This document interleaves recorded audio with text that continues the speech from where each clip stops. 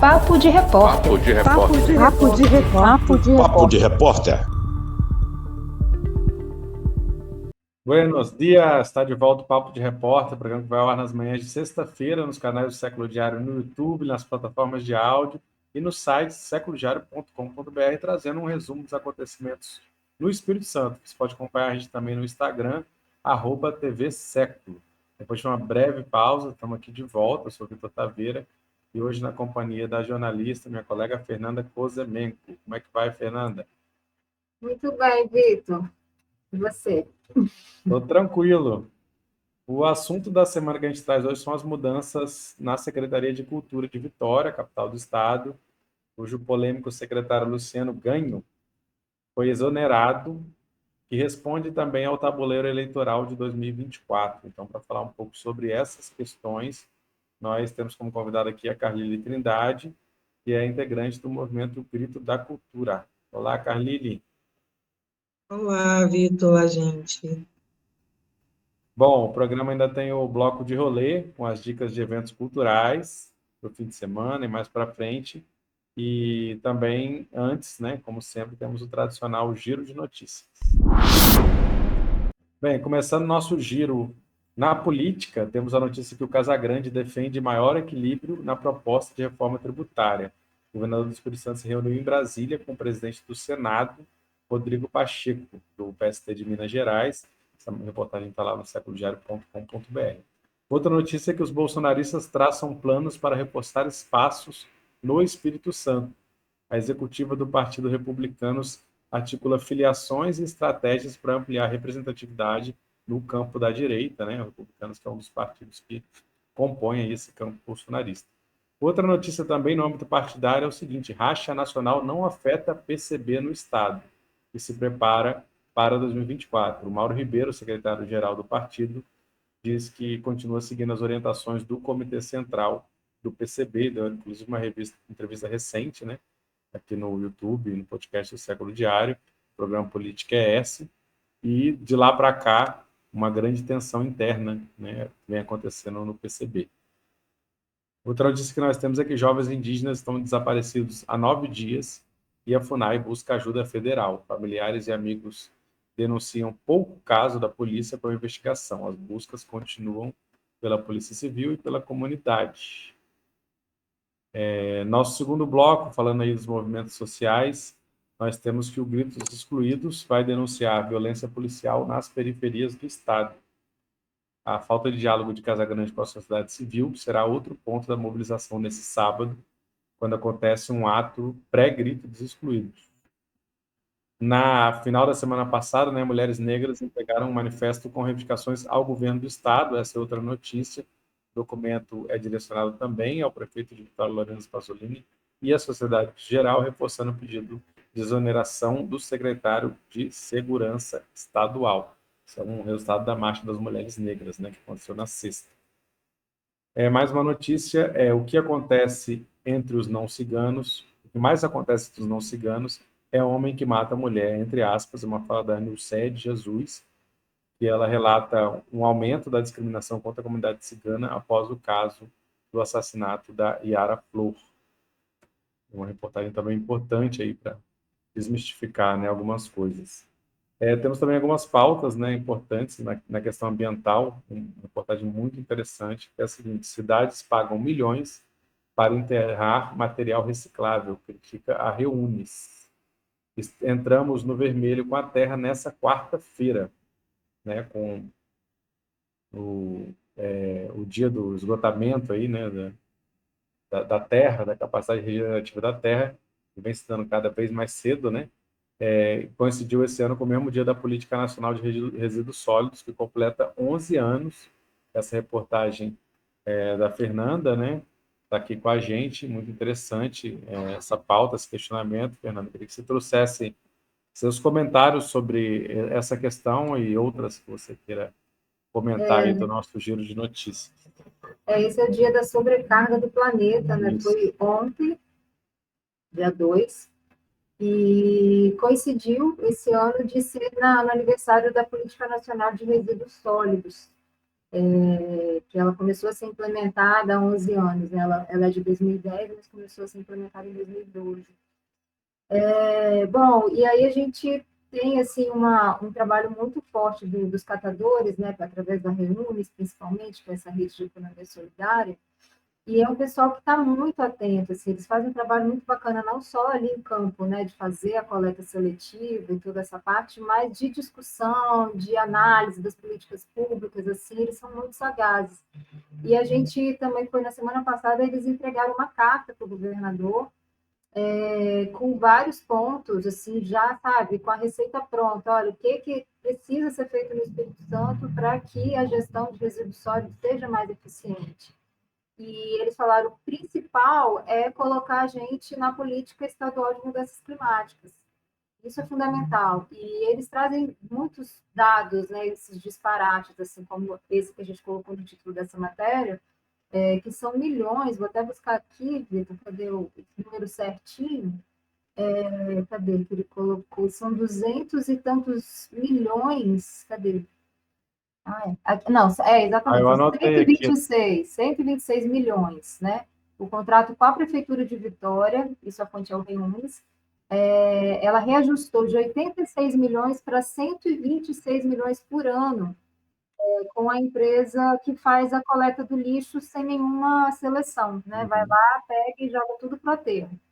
Enquanto que está sem licitação, segundo eles, já há 4 anos, e fez esse reajuste bem considerável, né, de 86 para 126, sem nenhuma justificativa, tipo, não está, vai melhorar, vai aumentar, não, fez.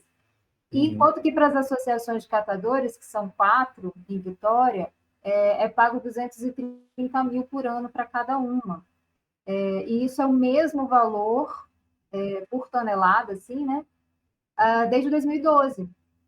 Então, quer dizer, não tem reajuste há 11 anos, paga como ele fala, esse valor ridículo, né, para as associações, e cadê? Aí, então, nessa carta, eles colocam, olha, políticas públicas, tem que investir, né? Ele até brincou, não coloquei isso na matéria, ele falou assim, a gente é muito valorizado no discurso, né? Agora fala assim, me dá 1 milhão para eu fazer isso, isso, isso. Não tem. Me dá 1 milhão para botar uma placa? Tem. Então, assim, tem muito essa coisa do verbo, mas a ação mesmo não vai, né? Então, acho que pegar essa carona com eles assim ajuda a gente a entender muita coisa, né? Porque o lixo é uma coisa muito básica, né? É saneamento básico, né? Esgoto, água, lixo, negócio. Como é que a gente pode falar que é civilizado se não cuida disso de forma inteligente, né? Como Ele falou. fala que são pagos 20 milhões para os aterros enterrarem, né? Exatamente. Poderia ser reaproveitado, sendo que a política nacional de resíduos sólidos coloca deixa bem claro que o protagonismo, né, da política deve ser dos catadores, eles têm um papel a cumprir, e o nosso percentual de reciclagem ele é baixíssimo, né? Vitória é 2%, imagina. Vitória, que a gente vê que tem uma estrutura um pouco melhor, assim. É isso aí. E assim, a sobrecarga, o dia da sobrecarga é o dia, só para deixar, né? Em que a gente considera que o planeta... A capacidade de repor os recursos naturais, ela acaba. Então, a gente entra no cheque especial, a gente entra no vermelho, porque tudo que a gente consome, até o dia 1º de agosto, a Terra conseguiu dar conta de repor água, madeira, enfim, todos os recursos, né? A partir do dia 2, a gente já está consumindo além do que a Terra consegue, então a gente já está realmente degradando muito severamente. E essa entidade internacional, ela mede esse dia da sobrecarga desde 1970 ou 71. E aí, no gráfico aqui na matéria, a gente colocou, né, como que isso foi encurtando ao longo desses 40 anos, aí mais de 40 anos, 50 anos. Só teve uma variação durante a pandemia, que aí foi um pouquinho mais para frente, porque houve realmente uma redução, né, de consumo, economia e tudo mais, mas agora está voltando a mostrar aí que vai voltar a ficar cada vez mais curto. E assim, na Europa, por exemplo, é mais ainda, né, porque esse é o dia da sobrecarga geral do planeta, dia 2 de agosto para esse ano. Mas na Alemanha, esse ano, por exemplo, foi limpo em maio, né? Então, assim, tem essa variação. Quem está consumindo mais o planeta realmente é o hemisfério norte, né? Beleza, algum comentário mais que você queira fazer aí dos nosso giro? E vamos dar força para as abelhinhas também. A gente colocou lá o abaixo-assinado, né? Para o pessoal agora, essa luta que começou aqui no Espírito Santo, foi abarcada aí pelo Instituto Abelhas Nativas, que é âmbito nacional, está lá no Maranhão e tal, e eles ficaram abismados, nossa, a gente não tinha percebido como que a legislação, mesmo a federal, ela está invisibilizando os produtores de abelha sem ferrão tradicionais, os povos tradicionais. Aqui no Espírito Santo, a gente mostrou isso nas matérias, desde janeiro que a gente está acompanhando essa luta aí da AME, da Associação de Meliponicultores, e ele falou, nossa, isso acontece muito no Norte e no Nordeste, que são os indígenas, quilombolas, povos tradicionais que cuidam das abelhas sem ferrão, e eles estão sendo excluídos todo o tempo da legislação, assim, estão juntando a apicultura com meliponicultura, fazendo tudo nos moldes do Sul e do Sudeste, que não tem nenhuma tradição. Então, assim, aí tem agora esse movimento, esse documento nacional, então clica lá na matéria, acesse o documento, né, e apoia aí essa luta. A matéria é a seguinte, o título: entidades alertam sobre os riscos da mercantilização da meliponicultura, que é justamente esse cuidado das abelhas sem ferrão, falando que as normas federal e capixaba ameaçam espécies nativas e práticas seculares de povos tradicionais. Segundo essa petição que a Fernanda mencionou, você pode entrar aí no Século Diário, entrar nessa reportagem, né, de meio ambiente e encontrar. Então, vamos, né, passando aí para o nosso Giro de Notícias, vamos agora passar para o assunto da semana.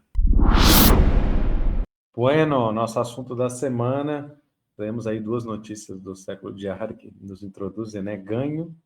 Luciano Ganho é exonerado da cultura, mas permanece na gestão Pasolini. O grito da cultura não vê motivo para comemoração, já que mudança atende ao jogo eleitoral e não aos escândalos na secretaria.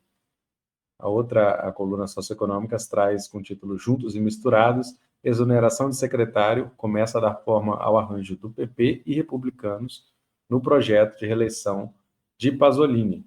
Só para, né, explicar, o Luciano Ganho acumulou denúncias, né, como diz a coluna, que vão desde medidas ilegais em editais e LGBTfobia a contratações irregulares direcionadas que chegaram também à Justiça. Outro dia precisou comparecer à Comissão de Cultura da Câmara para prestar aí explicar, né, essa situação, sendo convocada justamente pelo Anderson Gogi, vereador do PP, que foi cogitado para estar na pasta, acabou não indo. Enfim, muitas questões, foi uma gestão complicada, né? Demorou a ser nomeado pelo Pasolini, o secretário de Cultura. O Ganho inicialmente foi subsecretário, depois, na falta de um secretário, ele foi promovido a secretário, e agora ele sai de cena, né, dessa pasta, e foi para ser assessor especial da Secretaria de Governo, que está comandada pelo empresário Aridelmo Teixeira, né, que é o presidente estadual do Partido Novo, e está aí reacomodado, né, ou seja, não foi expurgado do governo, mas a pasta da cultura, como vem se dizendo nos bastidores, deve ser entregue ao PP. E o Gogi, né, é a principal figura, ele não é um quadro orgânico do PP, né, ele veio do PTB, e acabou mudando pela conjuntura, é o principal nome, né, do partido aqui na capital, Vitória, mas também fala-se da influência do Evair de Mello, deputado federal do partido, que poderia ser quem indicaria esse sucessor. Então, vou perguntar aqui para a Carlile, né, bem-vinda, Carlile, obrigado por aceitar, né, esse convite para essa conversa, mas queria que você trouxesse um pouco da situação hoje, né, da cultura no município de Vitória, que a gente sabe que Vitória tem uma tradição, né, vamos dizer assim, de vanguarda nas políticas culturais aqui no estado, sempre foi importante, porque reúne um número muito grande de produtores culturais, artistas, enfim, trabalhadores dessa área da cultura, e porque desenvolveu, né, mais que outros municípios, e em alguns momentos até políticas mais importantes do que a própria Secretaria Estadual, o que já não acontece mais, né? Então, que você avaliasse um pouco como é que está sendo essa gestão do Pasolini para a cultura, e um pouco também como é que você está vendo essa mudança de agora. Primeiro, obrigada pelo convite, esse espaço para o Grito da Cultura. A gente vem batalhando aí sobre essas informações e trazer um pouquinho aqui e também compartilhar com vocês isso. Bom, de maneira geral, assim, se a gente for fazer um apanhado, Vitor, de tudo, né, a gente tem uma gestão sem diálogo, uma gestão descompromissada com o setor, uma dificuldade muito grande dessa participação social, seja pelo conselho, seja diretamente, né? Um acúmulo aí, 2 anos pós-pandemia, entre pandemia e pós-pandemia, de não investimentos, né? No momento em que o setor precisava de grandes investimentos para essa recuperação, para esse retorno pós-pandêmico. Então, acumulou aí uma série de ausência de políticas, ineficiência, e pouca disposição para dialogar com o setor e entender essas necessidades. E acabou dando uma guinada nesse último período, mas a gente compreendendo muito que é tudo muito estratégico. Eu acho que desde o início a pasta é muito estratégica, né? A gente tem o costume de achar que não, mas é uma pasta muito estratégica politicamente, né? Que rende um capital político importante, né? E agora a gente está num cenário de pré-eleitoral, né, de uma disputa. A cultura coincidiu com um período em que a cultura vai receber grandes investimentos, né, seja do programa Fundo a Fundo do Governo do Estado, seja da Lei Paulo Gustavo, a Lei Emergencial do Governo Federal, né, e a própria Lei Rubem Braga, que foi retomada, né, os 45 do segundo tempo, aí no finalzinho do ano passado, né, um edital que foi lançado da lei com um recurso inferior ao que deveria ser. A prefeitura, inclusive, está sendo processada pela Associação de Juristas pela Democracia para poder cumprir o combinado com a lei, né? Então, muito possivelmente, vai vir um valor maior também da Rubem Braga. Então, a gente está no período pré-eleitoral, com recursos muito grandes para a cultura, podendo ser investido. A gente está falando da capital do Estado, né, como você já reforçou, que concentra grandes equipamentos, patrimônios, né, um grande número de trabalhadores, e eu acho que agora, mais do que nunca, é estratégico para o governo, tanto como barganha para esses cargos políticos que são interessantes aí, para fortalecer a base do prefeito, mas também com um grande potencial de palanque, né? Que os projetos começam a acontecer, eles se tornam vitrine dessa campanha que já está aí em franca ascensão aí, pela reeleição. Então, eu acho que a gente está num momento muito estratégico de disputa mesmo da cultura como palanque, como barganha, como capital político, né, acumulado aí para o prefeito. Eu, de uma maneira geral, avalio um pouco assim. Inclusive, assim, outros vereadores, né? Eu vou citar aqui o Leonardo Monjardim, do PL, né? Que é o mais bolsonarista aí da Câmara de Vitória, tem grandes interesses nessa área da cultura, né? Ele é da Academia Júlio Santos de Letras, tem feito muitas homenagens a pessoas da cultura, principalmente, né? As pessoas mais à direita, né? Da cultura. A gente sabe que tem uma força grande, né? De mobilização em campanha, e tudo mais, embora não seja a plataforma da cultura não costuma ser decisiva, né? Dentro de um processo eleitoral, a capacidade de mobilização do setor é muito grande e é um setor que, bom, tem grande parte mais ligada à esquerda, a alguns movimentos de esquerda, mas nem toda ela, e inclusive assim há um grande avanço, né, de uso dessa estrutura de cultura desse orçamento, embora um orçamento pequeno dentro da realidade do município, mas assim a contratação de artistas, né? Inclusive a denúncia é que essa contratação está concentrada em poucos empresários, né? Que manejam uma cartela de artistas, são sempre eles sempre não, mas a grande maioria do recurso vai via inexigibilidade de licitação, né?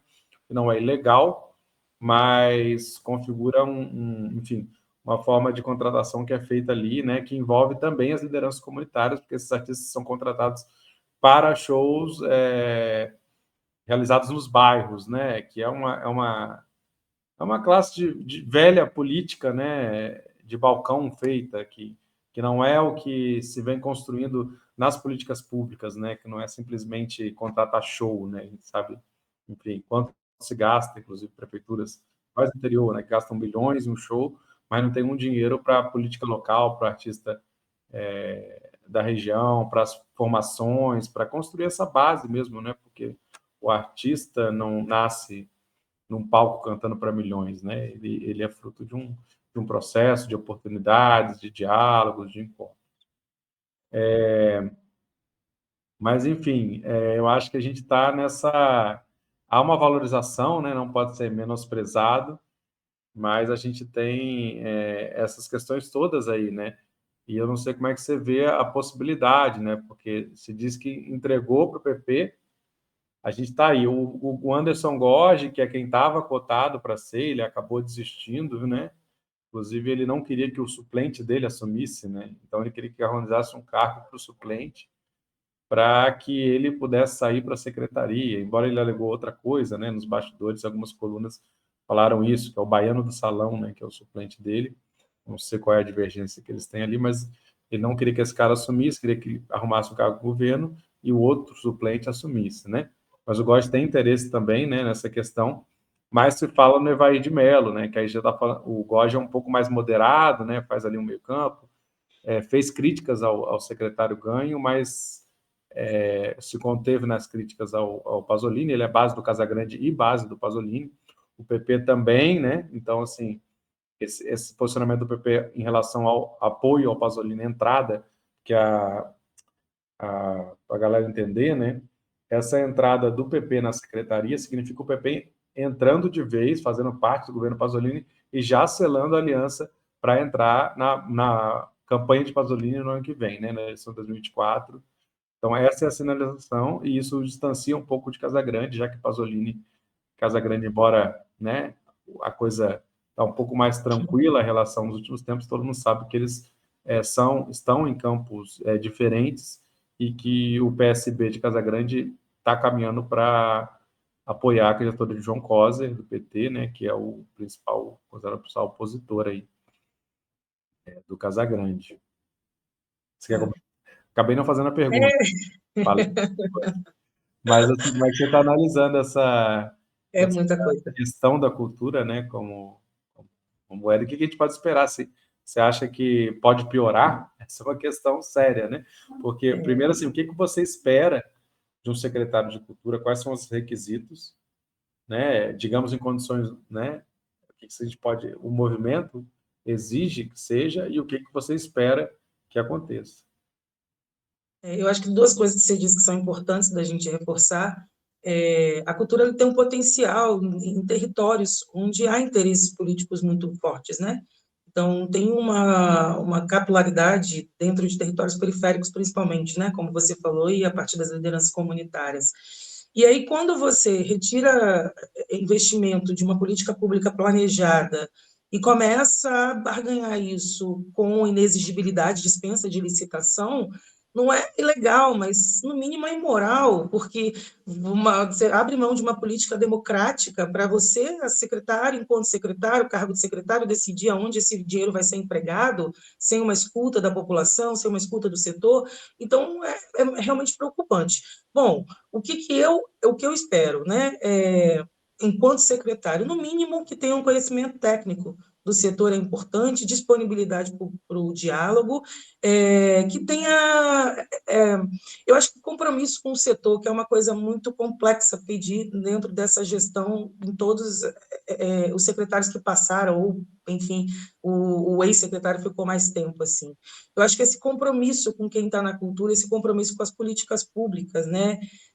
Mas, embora a gente compreenda esse perfil como ideal, eu acho muito pouco provável que alguém tão comprometido com os nossos interesses quanto trabalhadores da cultura seja alçado a esse posto dentro desse governo.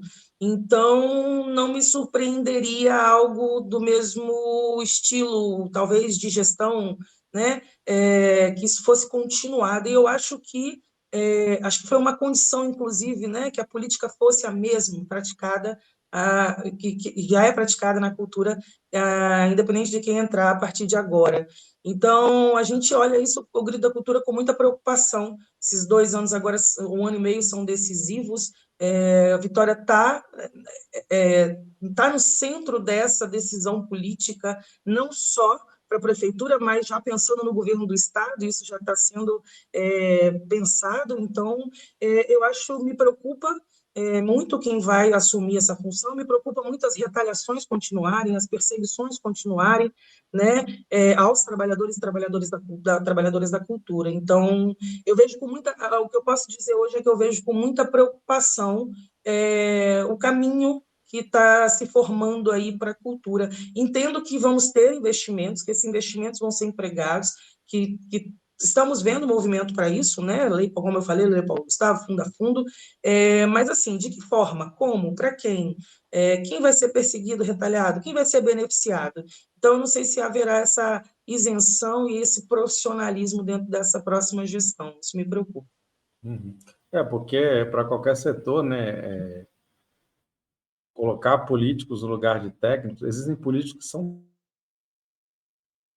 técnicos, né, que conhecem da área, que podem atuar. Não é o caso do secretário Luciano Ganho, né, que não tinha uma atuação no ramo da cultura, e existem, inclusive, pessoas, né, que têm, né, e nesse caso poderiam ter quadros, inclusive, de direita, então se espera que tenham alguma qualificação, mas, assim, vamos aguardar nos próximos dias o que vai acontecer, depois a gente também, né, vai repercutir certamente no século diário os resultados, né, o Sérgio Meneghelli chegou a ser chamado, no início do governo Pasolini não aceitou, depois porque ele ia ser candidato a deputado estadual, né, foi o mais bem votado, depois a capitã Stephanie, vice-prefeito, foi nomeada, foi desnomeada, inclusive ela falou que depois, quando ela brigou com o Pasolini, ela falou que era por causa de questões de esquemas que aconteceriam.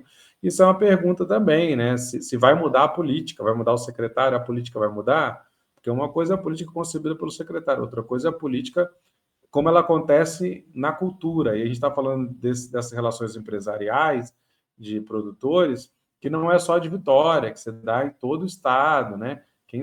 Quais são os esquemas que estão dados? Isso aí é uma tarefa do Ministério Público para investigar, né, se há beneficiamento de alguns empresários, se há pagamentos de propina, enfim, há denúncias formais e há denúncias aí informais, né? Então, espera-se que também avance, né? Talvez com o secretário fora do seu cargo, isso possa avançar, investigação com maior rapidez, não se sabe, né? Mas vamos acompanhar. É isso, acompanhar para ver qual vai ser o resultado. Bom, então é isso. Obrigado, Carlile Trindade, do Grito da Cultura. Vamos continuar acompanhando, né, e repercutindo aí no século diário sobre essas movimentações políticas e culturais. Obrigada, gente. Obrigada mesmo. Bom, vamos então para o nosso quadro de rolê com as dicas de cultura. Bem, hoje, sexta-feira, aí no sábado, dias 4 e 5 de agosto, tem o Crias Lab, evento cultural que acontece na quadra da MUG, em Vila Velha, com várias atrações, tem mostras de vídeo, bate-papos e shows com Asi e Lorena. A entrada é gratuita e os ingressos podem ser retirados pela plataforma Simpla.